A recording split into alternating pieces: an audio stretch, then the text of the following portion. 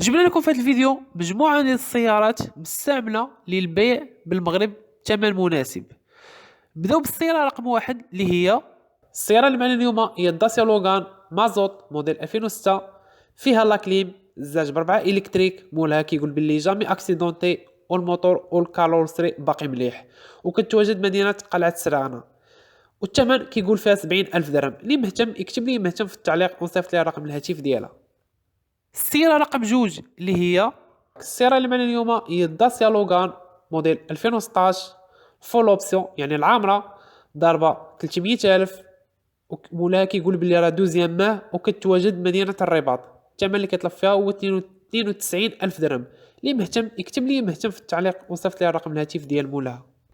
كنتمناو منكم تدعمونا باللايك والاشتراك. بالنسبة للسيارة رقم 3 اللي هي السيارة اللي معنا اليوم هي داسيا سانديرو موديل 2019 مازوت، ضربة 214,000، وكتواجد مدينة فاس.